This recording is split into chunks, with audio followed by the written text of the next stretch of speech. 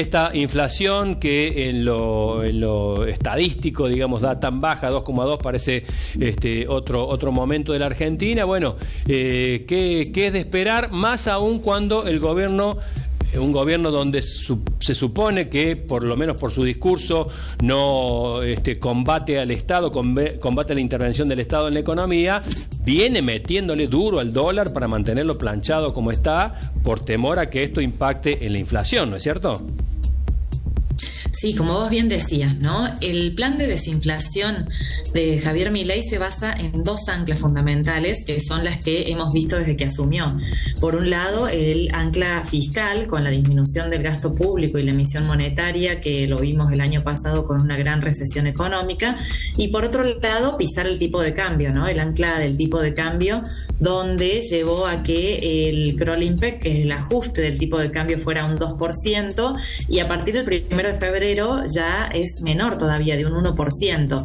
Luego también fue con distintas herramientas financieras, ¿no?, que vimos el año pasado, como intervenir el contado con liqui, llevando las brechas con respecto a los financieros a que sean hoy menor al 14%. Entonces, todas estas cuestiones hacen que, en definitiva, el tipo de cambio sea hoy el principal pilar con el cual están sosteniendo este plan de desinflación.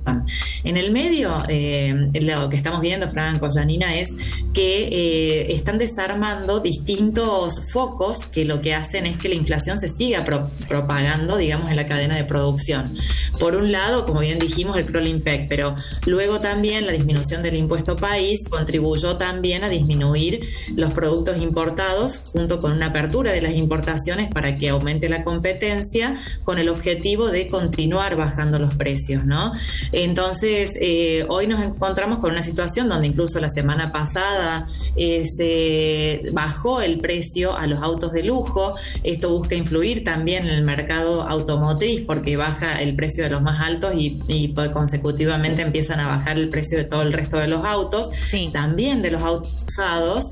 Y bueno, con todas estas cuestiones están buscando justamente normalizar el mercado con estabilidad de precios, ¿no? Pero bueno, todo esto todavía está atado a qué va a pasar con el tipo de cambio, ¿no? Gisela, ¿cómo estás?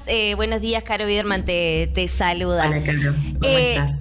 En general, en los procesos y en las etapas de la economía del gobierno, por lo general veníamos de años en los que el primer semestre era de aumento de precios hasta que se ajustaban las paritarias, hasta que el campo a mediados de año empezaba a vender la cosecha y después los precios bajaban. ¿Cuál es la tendencia que empiezan a ver con las nuevas medidas de Milei? ¿Se va a dar así? No, aquí básicamente lo que se está buscando es continuar bajando la inflación, ¿no? Con un Kroll-Impec de un 1%, y las paritarias, hay que decirlo, Caro, que también funcionarían hoy como otra ancla, que se recupere el poder adquisitivo por la estabilidad de precios y no por el reajuste por paritarias. Por ejemplo, el INDEC mostró que los salarios, sobre todo el sector privado, aumentaron un 18%, las jubilaciones un 12% interanual por encima de la inflación, y la asignación universal por hijo un 107%, sí. Pero nada se mostró con respecto a cuánto se reacomodó, por ejemplo, el empleo informal, que se reajustó muy por debajo de la inflación, y que en realidad en la Argentina hay un 40% de empleo informal, y lo mismo con el 25% de los empleados que pertenecen al sector público. Te hago la última. Mañana justamente la UPC va a estar arreglando paritarias con el gobierno. ¿Sí? En el marco de esto que mencionabas de las paritarias, siempre estuvieron pidiendo que los salarios se ajustaran a la inflación. ¿A qué crees que van a solicitar, o que sería lo ideal que los sindicatos pidan para que realmente el poder adquisitivo llegue a un nivel que les alcance para vivir?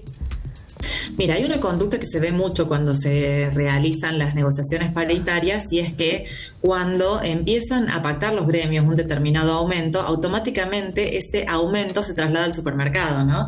Entonces, creo que esto que surge, digamos, de los diferentes estudios, que hasta los mismos gremios lo tienen estudiado, es algo que se tiene en cuenta, ¿no?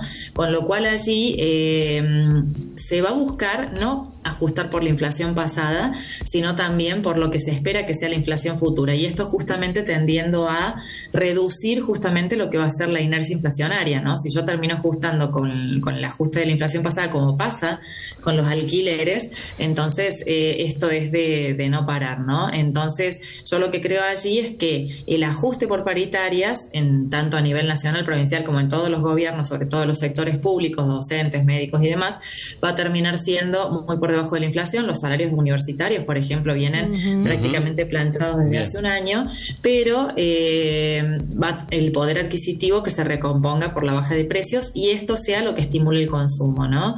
Bueno, y creo que están muy fundamentados en esta herramienta para poder reactivar la economía y que sea esto lo que justamente estimula y las empresas que acompañen. Pero no va a haber un gran ajuste de paritarias que recomponga un poder adquisitivo que hace años que viene retrasado.